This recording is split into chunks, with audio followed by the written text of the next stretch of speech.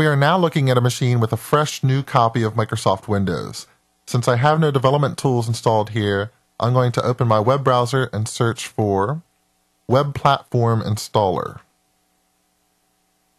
When we search for this, we should find a link to find and download the Web Platform Installer. This is a free tool from Microsoft that takes care of downloading and installing all the software we need, including the frameworks and libraries, a web server we can use during development to host our application on this machine, and SQL Server Express, which we'll use to save data for our application. All I need to do is click the Download It Now button and wait for this to launch.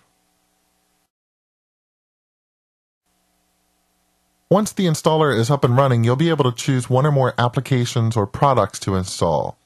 I'm going to come into the search box here in the upper right-hand corner and search for Express, because I want to install Visual Studio Express, and I should find it here in the search results, Visual Web Developer 2010 Express.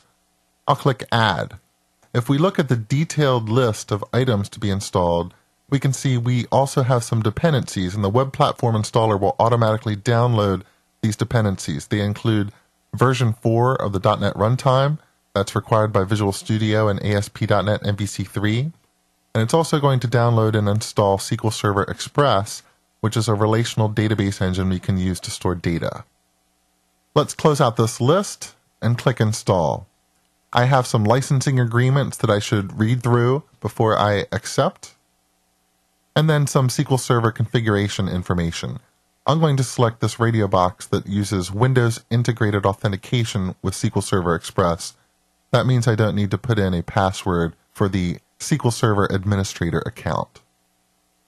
And with that information in place, the installer is off and running. This is going to take a little bit of time, and it might need to reboot your machine, but we'll check back in later. Before I go, though, I do want to point out that the Web Platform Installer is now available on my computer.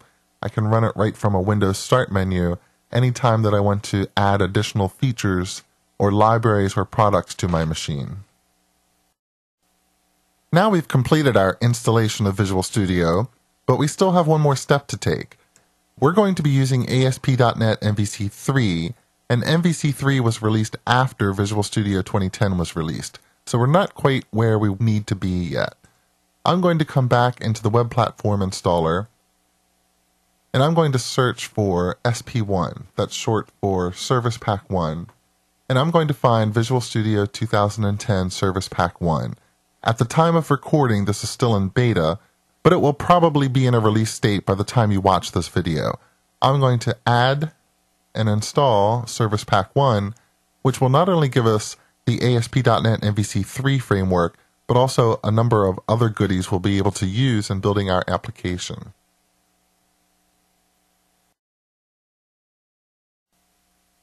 After some time, the Web Platform Installer will again congratulate you on successfully installing new software. And now we're ready to use Visual Studio for the first time. But before we do, let's take a step back and talk about the tools we will be using.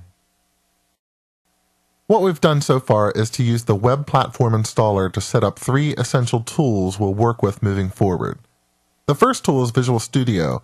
Visual Studio is where we will write, test, and debug our code. It includes editors, debuggers, and shortcuts for all the technologies we need to bring together in a web application: C# code, JavaScript, HTML, and CSS.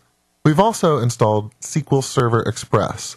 Later in this course, we'll see how to persist and query data stored inside a SQL Server database. And finally, we've installed IIS Express. This is one of the components installed with Service Pack 1 for Visual Studio. IIS Express is a lightweight web server we can use during development, and it doesn't require any special privileges to run.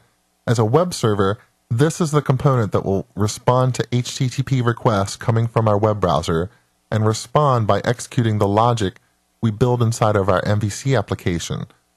Although we won't be interacting with IIS Express on a regular basis, it will be behind the scenes and faithfully hosting and executing our application as we move forward.